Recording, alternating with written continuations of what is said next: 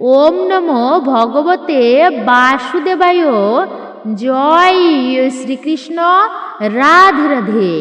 নমস্কার, সবাইকে সুস্বাগত জানাই রায়কিশোরী দীপা অর্থাৎ সনাতন ধর্মীয় তথ্যমূলক চ্যানেলে। শিবরাত্রি 15ই ফেব্রুয়ারি রবিবার দিন 2026 পালিত হচ্ছে মহাশিবরাত্রি।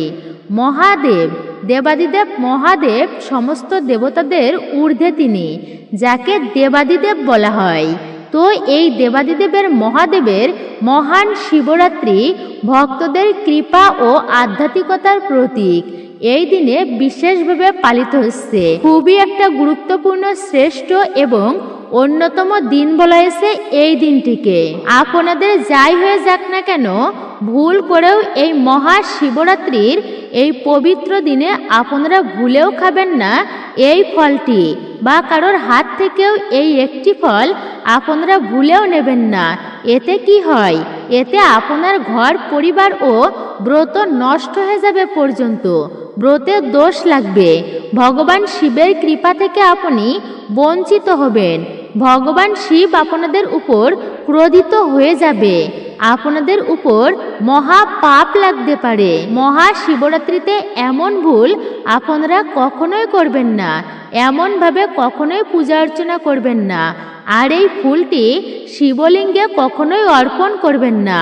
আর ভগবান শিবের পূজা অর্চনা শুভ সময়ে আপনারা করবেন। যদি আপনারা প্রভু শিবকে মানেন, তার ভক্ত হয়ে থাকেন বা তার পূজা অর্চনা আরাধনা করে থাকেন, তাহলে অবশ্যই আপনারা এই নিয়মগুলি মান্য করবেন।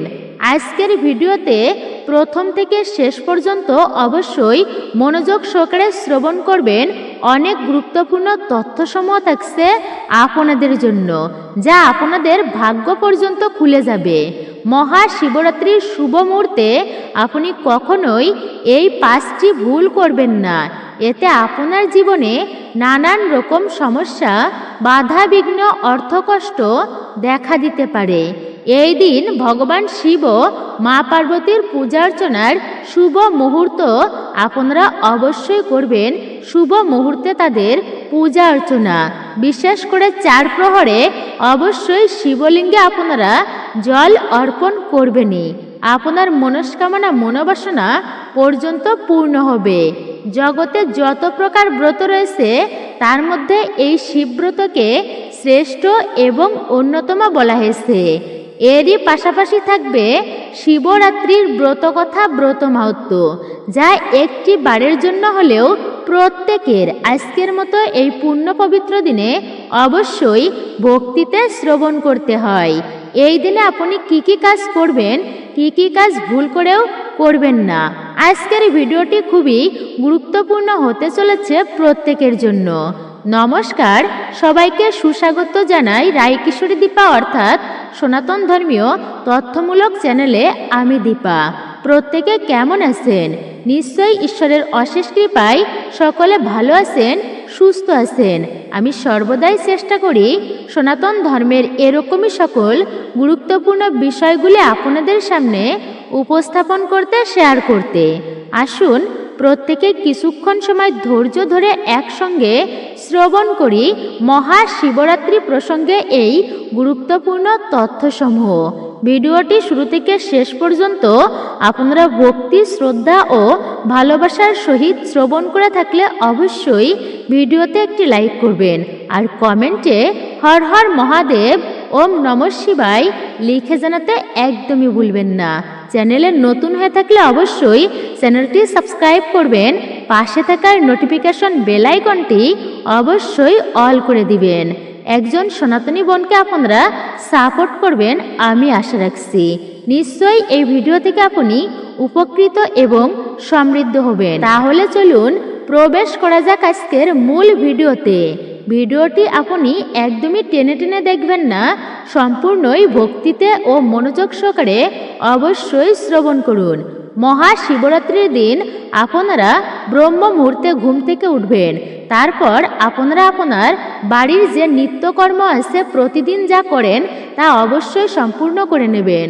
তারপর শুদ্ধ পরিষ্কার বস্ত্র পরিধান করবেন স্নান সম্পূর্ণ করে।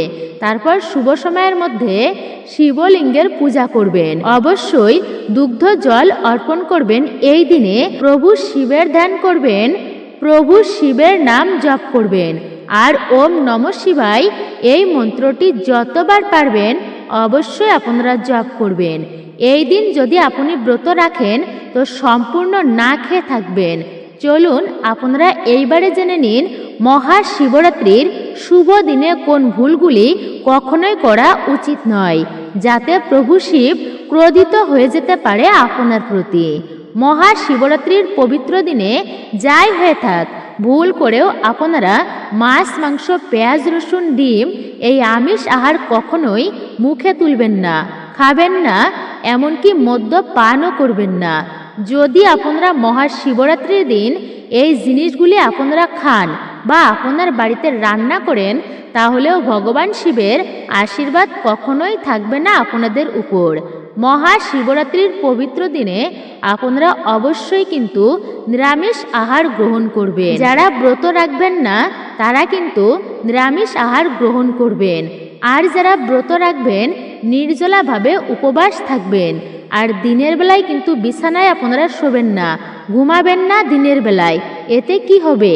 আর যারা ব্রত রাখবেন না তারাও কিন্তু দিনের বেলা অবধি আপনারা বিছানায় থাকবেন না, অর্থাৎ শুয়ে থাকবেন না। এতে আপনাদের ভাগ্য কিন্তু ঘুমিয়ে পড়বে। ভগবান শিব আপনাদের উপর ক্রোধিত হয়ে যাবে। মহাশিবরাত্রির দিন ডাল, চাল, আটা, ময়দার তৈরি কোনো জিনিস খাবেন না। মহাশিবরাত্রির দিন যদি ভগবান শিবকে প্রসন্ন করতে চান তাহলে কখনোই ভুল করে কালো রঙের বস্ত্র ধারণ করবেন না। যতটা পারবেন অবশ্যই এড়িয়ে চলবেন। আর এই দিনে গেরুয়া ও লাল রঙের বস্ত্র আপনারা ধারণ করবেন, অর্থাৎ পরবেন। অত্যন্তই শুভ ও মঙ্গলকারী মানা হয় এটিতে। মহাশিবরাত্রির পবিত্র দিন ভুল করেও স্বামী স্ত্রীর শারীরিক সম্পর্ক করবেন না, অন্যথা আপনাদের উপর প্রভু শিব ক্রোধিত হয়ে যেতে পারে। এই দিন যতটা পারবেন আপনাদের সাধ্যমতো দানপূর্ণ কর্ম করবেন। মহাশিবরাত্রির পবিত্র দিনে ভুল করেও এই জিনিসগুলি শিবলিঙ্গে অর্পণ করবেন না, তাহলে সারা জীবন আপনাকে দুঃখ, কষ্ট, দারিদ্রতা, দুর্দশা ভোগ করতে হবে। এমনকি আপনার ব্রত নষ্ট হয়ে যেতে পারে। ভগবান শিব আপনার উপর রুষ্ট হয়ে যেতে পারে। প্রভু শিব যদি একবার আপনার প্রতি ক্রোধিত হয়ে যান তাহলে আপনার উপর কিন্তু জীবনের কালো ছায়া নেমে আসবে। জ্বলে পুড়ে ছারখার হয়ে যাবে আপনার সংসার। ভুল করেও শিবলিঙ্গে তুলসী পাতা অর্পণ করবেন না। পৌরাণিক কথা অনুসারে তুলসী মাতাকে অবশ্যই লক্ষ্মী দেবীর স্বরূপ মানা হয়। আর তুলসী মাতা লক্ষ্মী দেবী হলেন ভগবান শ্রীবিষ্ণুর অর্ধাঙ্গিনী। ভগবান শ্রীবিষ্ণুর শালিগ্রাম শিলায় তুলসী পত্র প্রয়োগ করা হয়। এই কারণে শিবলিঙ্গে তুলসী পাতা অর্পণ করা বর্জিত রয়েছে। তুলসী পাতা শিবলিঙ্গে অর্পণ করলে আপনি মহাপাপের ভাগীদার হবেন, তাই এমন ভুল কখনোই করবেন না।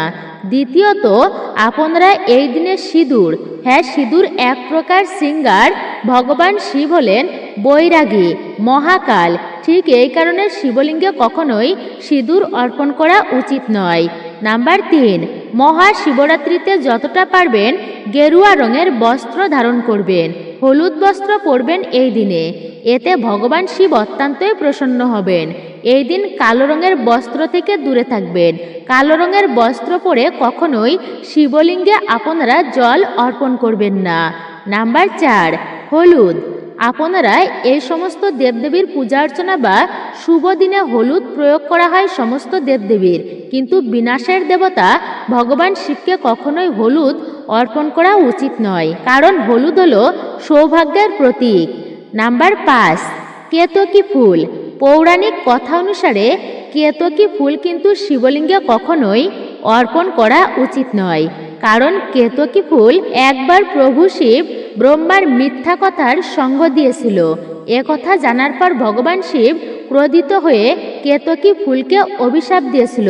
তাই কখনো কেতকী ফুল শিবলিঙ্গে অর্পণ করা উচিত নয়। নাম্বার 6, নারিকেলের জল। পৌরাণিক মান্যতা অনুসারে শিবলিঙ্গে কখনোই নারিকেলের জল অর্পণ করা উচিত নয়। নাম্বার 7, শঙ্খের জল। ভগবান শিব শঙ্খচূড় নামক অসুরকে বধ করেছিলেন, আর সেই অসুরকে বধ করার কারণেই কখনোই কিন্তু শঙ্খের জল দিয়ে শিবলিঙ্গের অভিষেক করা উচিত নয়। প্রভু শিব শঙ্খচূড় নামক এক অসুরকে বধ করেছিলেন, যিনি ছিলেন তুলসী মহারানীর স্বামী। আর এই অসুরের বধ করার কারণে শিবলিঙ্গে কখনোই কিন্তু শঙ্খের জল অর্পণ করা উচিত নয়। এই অসুরের নাম অনুসারে এই শঙ্খের নাম করা হয়েছে, আর সেই অসুর থেকেই কিন্তু এই শঙ্খের সৃষ্টি। তাই শিবলিঙ্গে অভিষেক করা উচিত নয় শঙ্খের জল দিয়ে। তুলসী পত্রও অর্পণ করা উচিত নয়। আর এই অসুর হলেন ভগবান বিষ্ণুর ভক্ত ছিলেন। এই শঙ্খচূড় অসুর, সেই কারণে আবার ভগবান বিষ্ণুর পূজায় শঙ্খ ছাড়া অসম্পূর্ণ থাকে।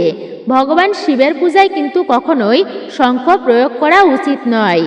নাম্বার 8, তিল। ভগবান বিষ্ণুর গায়ের ময়লা থেকে তিল উৎপন্ন হয়েছিল, ঠিক এই কারণে তিল ভগবান শিবের পূজায় অর্পণ করা উচিত নয়। নাম্বার 9, ভাঙা বা ক্ষত আতপ চাল বা অর্ধেক আতপ চাল কখনোই শিবলিঙ্গে শিবের পূজায় অর্পণ করা উচিত নয়। গোটা অক্ষত বা আতপ চাল শিবলিঙ্গে অর্পণ করতে হবে। যখন শিবলিঙ্গে আপনারা আতপ চাল অর্পণ করবেন, খুব ভালো করে আপনারা দেখে নেবেন, কোনো ভাঙা বা আধা ভাঙা চালও আপনারা নিবেদন করবেন না। এতে কিন্তু অসম্পূর্ণ থেকে যাবে আপনার ব্রত। অশুভর প্রতীক বলা হয়েছে এটিকে। তাই আপনারা ভুল করেও ভগবান শিবের পূজায় ভাঙা আতপ চাল বা অর্ধেক আতপ চাল নিবেদন করবেন না। সম্পূর্ণই নিষিদ্ধ এটি। অক্ষত গোটা চাল শিবলিঙ্গে অর্পণ করবেন। শিবরাত্রির দিন শিবলিঙ্গে এই জিনিসগুলি কখনোই অর্পণ করবেন না। অবশ্যই আপনারা বাদ দেবেন এই জিনিসগুলি। একজন ব্যক্তির ভাগ্যের চাকা খুলে যাবে, একজন ব্যক্তির ভাগ্য খুব তাড়াতাড়ি কিন্তু খুলে যাবে। ঘুমন্ত ভাগ্য জেগে উঠবে প্রভু শিবের কৃপায়। আর কোনো ব্যক্তি যদি এই নিয়মগুলি মান্য করে চলে, তাহলে প্রভু শিব অত্যন্তই প্রসন্ন হয়ে যাবেন। এর পরবর্তী হচ্ছে গঙ্গা জল। শ্রী বিষ্ণুর চরণ থেকে বেরিয়ে এসেছে এবং ভগবান শিবের জটা থেকে এই ধরা ভূমিতে প্রবাহিত হয়েছে গঙ্গা। ঠিক এই কারণে সমস্ত নদীর থেকে গঙ্গা হলো পরম পবিত্র। গঙ্গা জল দিয়ে ভগবান শিবের পূজা করলে ভগবান শিব অত্যন্তই প্রসন্ন হয়ে যান। আর গঙ্গা জল শিবলিঙ্গে অর্পণ করলে মানসিক শান্তি ও সুখ প্রাপ্তি হয়। এমনটা বিশ্বাস করা হয় যে আখের রস দিয়ে যদি শিবলিঙ্গের অভিষেক করতে পারেন, তো একজন ব্যক্তি ধন সম্পদ প্রাপ্তি করতে পারবেন। খুব তাড়াতাড়ি অবশ্যই তা প্রাপ্ত হবে। আপনারা পাতাওয়ালা বেলপাতা, যেমন 3 পাতাওয়ালা বেলপাতা, আপনারা কিন্তু 3 পাতাওয়ালা বেলপাতা নিবেদন করবেন, কিন্তু ভুল করেও কাটা, সেরা বা ফাটা তেমন বেলপাতা নিবেদন করবেন না। অবশ্যই আপনারা ভালো বেলপাতা, অর্থাৎ খণ্ডিত নয় এমন বেলপাতা শিবলিঙ্গে অর্পণ করবেন। 3টি পাতাওয়ালা বেলপাতা। 3টি পাতাওয়ালা বেলপাতা ত্রিদেবের প্রতিরূপ, ব্রহ্মা বিষ্ণু মহেশ্বরের প্রতিরূপ মানা হয়। মহাশিবরাত্রির পবিত্র দিনে শিবলিঙ্গে বেলপাতা অবশ্যই আপনারা অর্পণ করবেন। এ কথা কিন্তু শিবপুরাণে লেখা রয়েছে। ধুতুরা ফুল ভগবান শিবের অত্যন্তই প্রিয়। মানসিক শান্তি পেতে সাদা ধুতুরা ফুল শিবলিঙ্গে অর্পণ করুন। গ্রহের অশুভ প্রভাবের কারণে ঘরে সুখ শান্তি কমে যায়। আর্থিক সমস্যা দূর করবার জন্য ভগবান শিবকে একটি রূপার নাগনাগিন অবশ্যই অর্পণ করুন। এই পবিত্র মহাশিবরাত্রির দিন শিবলিঙ্গে অবশ্যই রূপার নাগনাগিন অর্পণ করুন। এতে কালসর্প দোষ পর্যন্ত তা দূরীভূত হয়ে যায়। আপনারা ধুতুরা ফল প্রভু শিবের অত্যন্তই প্রিয়। আপনারা ধুতুরা ফল প্রভু শিবের অত্যন্তই প্রিয়। শিবের কিন্তু অত্যন্ত প্রিয় এই ফলটি মহাশিবরাত্রির দিন শিবলিঙ্গে অবশ্যই ধুতুরা ফল অর্পণ করুন। এতে শত্রুর সমস্ত ভয় দূর হয়ে যায় এবং ধন সম্পদ যে কোনো না যে কোনো দিক থেকে অবশ্যই তা আপনার গৃহে আসবে এবং আর্থিক সমস্যাটা মিটে যাবে আপনাদের জীবন থেকে। ধন সম্পদ নিয়ে সেই সমস্যা যা রয়েছে তা দূরীভূত হবে। আর্থিক দিক থেকে আপনার মজবুত হয়ে উঠবেন আপনি। ভাং প্রভু শিবের অত্যন্ত প্রিয়। ভগবান শিব যখন হলাহল বিষ পান করেছিলেন তো সেই বিষের প্রভাব কমানোর জন্য অনেক রকম জড়িবুটি প্রয়োগ করেছিলেন দেবতারা, আর তারই মধ্যে একটি হলো ভাং। ঠিক এই কারণে ভগবান শিবের ভাং অত্যন্তই প্রিয়। মহাশিবরাত্রির দিন ভাঙের পাতা পিষে বা ভাং দুধের সঙ্গে মিশিয়ে শিবলিঙ্গে অর্পণ করলে অনেক রকম রোগ ব্যাধি থেকে মুক্তি পাওয়া যায়। চলুন এইবার জেনে নেওয়া যাক এমন কোন জিনিস যা মহাশিবরাত্রির দিন অবশ্যই একটুকু হলেও মুখে তুলবেন, অর্থাৎ খেতে হবে। মহাশিবরাত্রির দিন যদি এই জিনিসটি আপনারা একটি বার খেতে পারেন তো সারা বছর এত অর্থ আসবে যা আপনাদের ধারণার বাইরেই থাকবে, কল্পনাও করতে পারবেন না। মহাশিবরাত্রির দিন প্রভু শিবের অত্যন্তই প্রিয় ফল হচ্ছে বেলফল। যদি আপনারা পেয়ে যান তো সেই বেলফল সবার প্রথমে শিবলিঙ্গে অর্পণ করবেন। তারপর সেই বেলফল প্রসাদ স্বরূপ আপনিও আপনার পরিবারের সবাই তা খেয়ে নেবেন। এই ফলটি খেলে সারা বছর আপনার ঘরে টাকার বৃষ্টি হবে, ঘরে কখনো ধনের অভাব হবে না। সর্বদাই আপনার পুরো পরিবারের উপর থাকবে প্রভু শিবের অসীম কৃপা ও আশীর্বাদ। একান্তই যদি আপনারা মহাশিবরাত্রির পবিত্র দিনে বেলফল না পান তাহলে কুল ফল অবশ্যই আপনারা গ্রহণ করবেন। কুল আপেল আঙুর আপনারা খেতে পারেন। শিবলিঙ্গে আপনারা অর্পণ করতে পারেন কুল। পূজা শেষে সেই কুল প্রসাদ স্বরূপ আপনি ও আপনার পরিবারের সকলে আপনারা খেয়ে নেবেন। এই ফলটি খেলে আপনার ব্রত কিন্তু সম্পূর্ণ হয়ে যাবে। এই শিবরাত্রির অর্থাৎ মহাশিবরাত্রির পবিত্র দিনে সবুজ আঙুরও আপনারা কলা শিবলিঙ্গে অর্পণ করে তারপর সেই আঙুর ও কলা খেয়ে নেবেন, অত্যন্তই শুভ মানা হয়। এছাড়া মহাশিবরাত্রির পবিত্র দিনে আপনার বাড়িতে নিজের হাতে আপনি ক্ষীর বা পায়েস বানাবেন। সেই ক্ষীর শিবলিঙ্গে অর্পণ করবেন। তারপর পূজা শেষে সেই ক্ষীর প্রসাদ হিসাবে আপনি খাবেন ও পরিবারের প্রত্যেকের মাঝে অবশ্যই বিতরণ করবেন সেই প্রসাদ। এতে পরিবারের প্রত্যেকটা সদস্যদের মধ্যে ভালোবাসা বজায় থাকবে, ধন সম্পত্তি প্রাপ্তি করতে পারবেন। এর ফলে আপনার পরিবারের প্রত্যেকের মাঝে ভালোবাসা ও সম্প্রীতি বজায় থাকবে। ধন সম্পত্তি প্রাপ্তি করতে পারবেন আপনারা মাতা লক্ষ্মী দেবীর কৃপায়। আপনাদের উপর কৃপা বর্ষিত হবে। আপনারা জীবনে কোটিপতি হয়ে যেতে পারেন মহাদেবের কৃপা হলে। কোটিপতি হতে বেশি সময় লাগবে না যদি প্রভু শিবের কৃপা আপনাদের উপর বর্ষিত হয়। শিবপুরাণ অনুসারে মহাশিবরাত্রির পবিত্র দিনে ভাং অবশ্যই খাবেন। ভাং খেলে আপনার ব্রত সম্পূর্ণ হয়ে যাবে আর ব্রতের সম্পূর্ণ ফল প্রাপ্তি করতে পারবেন। যদি আপনি ভাং খেতে পারেন তো সামান্য একটুকু হলেও আপনি হাতে তুলে নেবেন। যদি না খেতে পারেন তারপর সেই ভাং আপনি আপনার জিভে একটুকু ঠেকিয়ে নেবেন, সেই ভাং জিহ্বায়। তো আপনারা কিন্তু একটুকু হলেও ভাং অবশ্যই খাবেন, কিন্তু একদমই সম্পূর্ণ হয়ে যাবে এতে আপনার ব্রতটি। তাই যে ফলটি আপনারা মহাশিবরাত্রির দিন ভুল করেও খাবেন না, আর সেই ফলটি হলো নারিকেল ফল। হ্যাঁ, আপনারা ঠিকই শুনেছেন, নারিকেল ফল একদমই কিন্তু মুখে তুলবেন না। নারিকেলের উৎপত্তি সমুদ্র মন্থন থেকে হয়েছিল, আর এই নারিকেলের প্রতিরূপ হলো মাতা লক্ষ্মী দেবী। তাই আপনারা যদি শিবলিঙ্গে নারিকেল বা নারিকেলের জল অর্পণ করেন এতে কি হয়, মাতা লক্ষ্মী দেবীকে ভগবান শিবের হাতে তুলে দেওয়া হয়, অর্থাৎ অর্পণ করা হয়। আর মাতা লক্ষ্মী দেবী হলেন ভগবান শ্রীবিষ্ণুর পত্নী। তাই আপনারা ভুল করেও মহাশিবরাত্রির দিন নারিকেল খাবেন না বা নারিকেলের জল শিবলিঙ্গে অর্পণ করবেন না।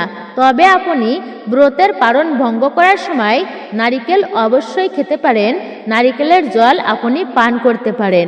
তা অত্যন্তই ফলপ্রদ ও শুভ হবে আপনাদের জন্য। আসুন প্রত্যেকে আজ একটি বারের জন্য হলেও শ্রবণ করি মহাশিবরাত্রির ব্রত কথা। অবশ্যই শ্রবণ করতে হয় আজকের মতো পুণ্য ও পবিত্র দিনে।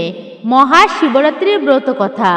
পুরাকালের কথা, তখন কৈলাস পর্বতের শিখর ছিল সর্বরত্নে অলঙ্কৃত, ছিল ছায়া সুনিবিড়, ফুলে ফলে শোভিত, বৃক্ষলতা ও গুল্মে ঢাকা, পারিজাত সহ অন্যান্য পুষ্পের সুগন্ধে চারিদিক থাকত আমোদিত। এখানে সেখানে দল বেঁধে নৃত্য করে বেড়াতো অপ্সরারা, ধ্বনিত হতো আকাশগঙ্গার তরঙ্গ নিনাদ, ব্রহ্মশিদের কণ্ঠ থেকে শোনা যেত বেদধ্বনি। এই কৈলাস শিখরে শিব পার্বতী বাস করতেন। গন্ধর্ব, সিন্ধ, চারণ প্রভৃতি তাদের সেবা করত। পরম সুখেই ছিলেন শিব পার্বতী। একদা পার্বতী শিবকে প্রশ্ন করলেন, আপনি কোন ব্রত বা তপস্যায় সন্তুষ্ট? দেবী পার্বতীর কথা শুনে শিব বললেন, হে দেবী, ফাল্গুন মাসের কৃষ্ণপক্ষের চতুর্দশী তিথির রাত্রিকে শিবরাত্রি বলা হয়। এই রাত্রিতে উপবাস করলে আমি অত্যন্তই সন্তুষ্ট হই। স্নান, বস্ত্র, ধূপ, পুষ্প ও অর্চনায় আমি যতটুকু তুষ্ট হই তার চেয়ে বেশি সন্তুষ্ট হই শিবরাত্রির উপবাসে। তিনি আরও বললেন, ব্রত পালনকারী ব্যক্তি ত্রয়োদশীতে স্নান করে সংযম পালন করবে, স্বপক্ষ নিরামিষ বা হবিষ্যা অন্ন ভোজন করবে, ভূমি বা বালু বিছানো যজ্ঞবেদীতে বা মাটিতে কুশ বিছিয়ে শয়ন করবে, ভূমি বা বালু বিছানো যজ্ঞবেদীতে অথবা কুশ বিছিয়ে বা মাটিতে শয়ন করে আমার অর্থাৎ শিবের নাম স্মরণ করতে থাকবে। রাত্রি শেষ হলে শয্যা ত্যাগ করে প্রাত ক্রিয়াদি করবে, অন্যান্য আবশ্যক কার্যাদি অবশ্যই করবে। সন্ধ্যায় যথাবিধি পূজাদি করে বিল্বপত্র সংগ্রহ করবে, তারপর নিত্য ক্রিয়াদি করবে। যজ্ঞবেদীতে, সরোবরে, প্রতীকে বা প্রতিমায় বিল্বপত্র দিয়ে আমার পূজা অর্চনা করবে।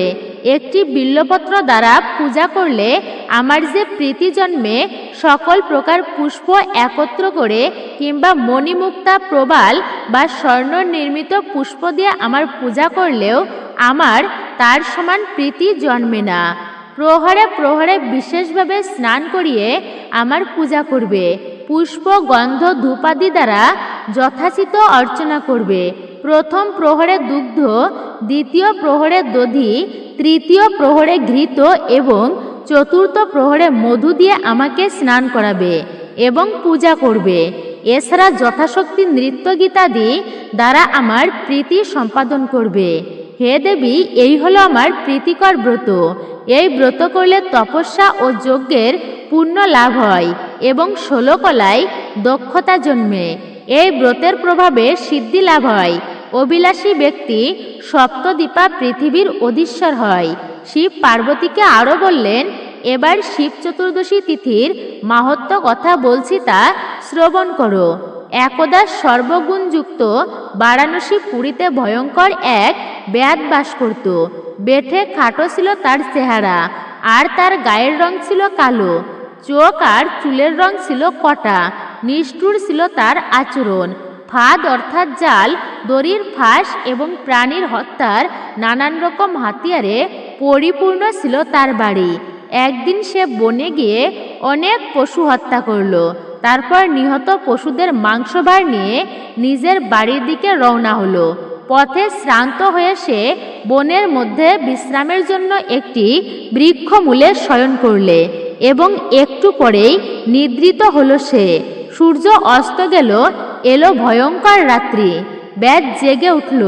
ঘোর অন্ধকারে কোনো কিছুই কারোর দৃষ্টিগোচর হলো না। অন্ধকারে হাতড়ে হাতড়ে সে একটি শ্রীফল বৃক্ষ অর্থাৎ বিল্ব বৃক্ষ পেল। সেই বিল্ব বৃক্ষে সে লতা দিয়ে তার মাংসভার বেঁধে রাখল। বৃক্ষতলে হিংস্র জন্তুর ভয় আছে, এই ভেবে সে নিজেও ওই বিল্ব বৃক্ষে উঠে পড়ল। শীতে ও ক্ষুধায় তার শরীর কাঁপতে লাগলো। এইভাবে সে শিশিরে ভিজেই জেগে কাটালো সারাটা রাত্রি। দৈববশত সেই বিল্ব বৃক্ষের মূলে ছিল আমার অর্থাৎ শিবের একটি প্রতীক। তিথিটি ছিল শিব চতুর্দশী রাত্রি। দৈববশত সেই বিল্ব বৃক্ষমূলে ছিল আমার অর্থাৎ শিবের একটি প্রতীক। তিথিটি ছিল শিব চতুর্দশী।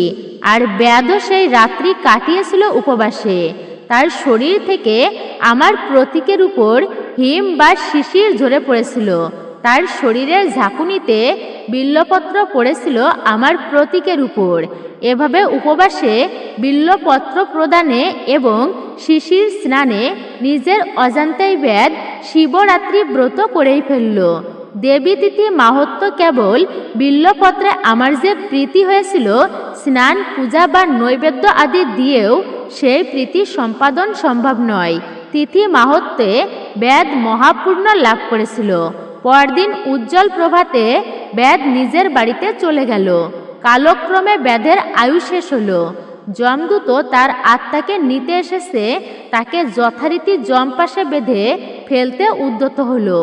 অন্যদিকে আমার প্রেরিত দূত ব্যাধকে শিবলোকে নিয়ে এলো, আর আমার দূতেরা অর্থাৎ শিবের দূতের দ্বারা আহত হয়ে যমদূতগণ যমরাজকে নিয়ে আমার পুনর্দ্বারে উপস্থিত হলো। দ্বারে শিবের অনুচর নন্দীকে দেখে যম তাকে সব ঘটনা বললেন। হিন্দু পুরাণ অনুসারে ভক্তি ও নিষ্ঠার সঙ্গে শিবরাত্রি পালন করলে রজগুণ ও তমগুণ নিয়ন্ত্রণে থাকে।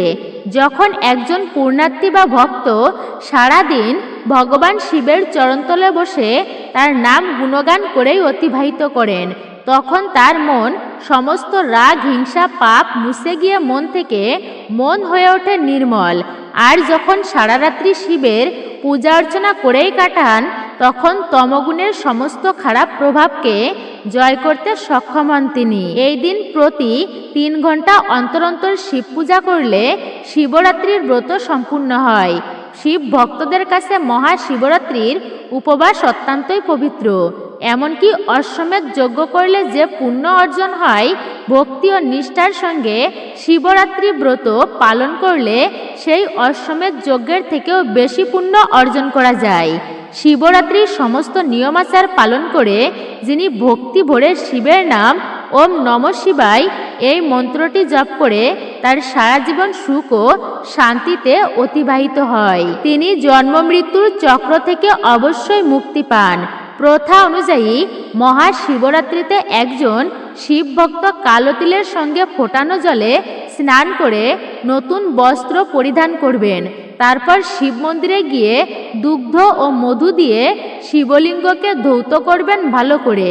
তারই সঙ্গে তার মনের সমস্ত পাপ ও অন্ধকার দূর করে তাকে জ্ঞানের স্রোতে স্নান করানোর আবেদন রাখবেন মহাদেবের কাছে।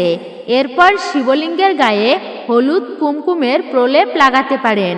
শিবলিঙ্গের চারপাশে জড়িয়ে দিতে হবে সাদা ও গোলাপি পদ্মের মালা। শিবলিঙ্গের মাথায় থাকবে বেলপাতা। শিবের বন্দনায় আরতি ও ভজন করতে হবে এবং যুক্ত করে মহাদেবের আশীর্বাদ প্রার্থনা করতে হবে। কোমল হৃদয় মহাদেবের অনুকম্পা লাভ করতে মন্দিরে ধূপকাঠি জ্বালিয়ে ঘণ্টা বাজাতে হবে। অন্য বেশিরভাগ পুজোতে পুজো সাঙ্গ হওয়ার পর খাওয়া দাওয়ার একটা পর্ব থাকে। শিবরাত্রি ব্রততে উপবাস চলে সারা দিন ও রাত্রি।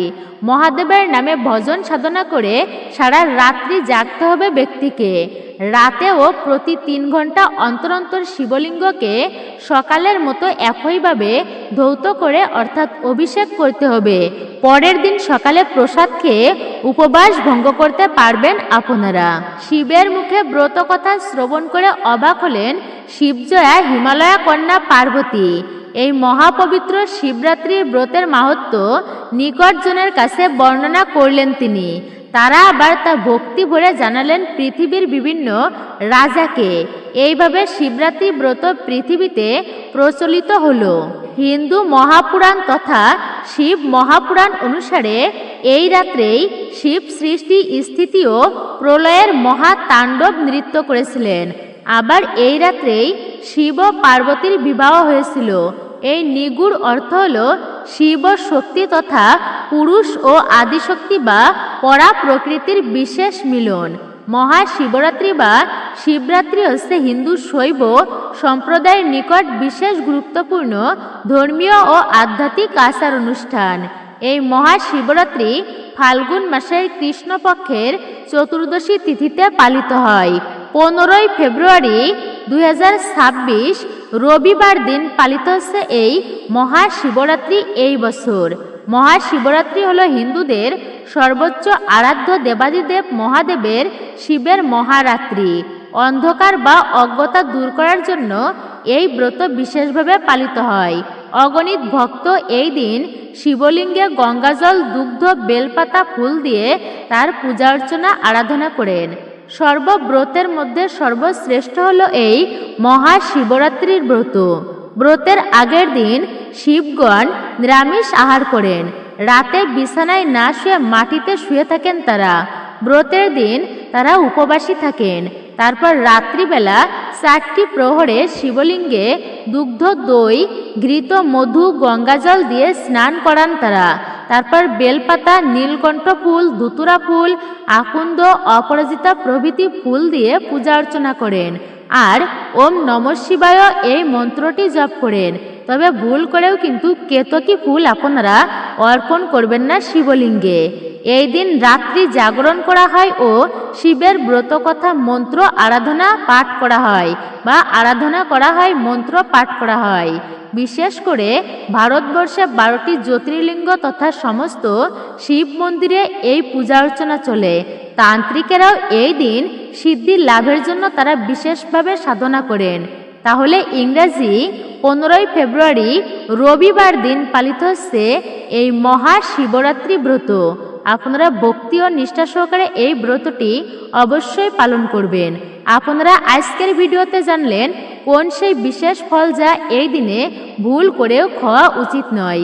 কি কি খাবার এই দিনে খেতে হবে আর কি খাবার এই দিনে ভুলেও খাওয়া যাবে না। কোন কাজগুলো এই দিনে করা শুভ আর কোন কাজগুলো শিবরাত্রিতে ভুল করেও আপনারা করবেন না। অবশ্যই আপনারা তা শ্রবণ করলেন। আজকের ভিডিওটি এই পর্যন্তই।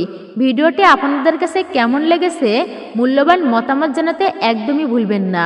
অবশ্যই চ্যানেলে নতুন হলে চ্যানেলটি সাবস্ক্রাইব করে পাশে থাকার নোটিফিকেশন বেল আইকনটি অল করে দিবেন।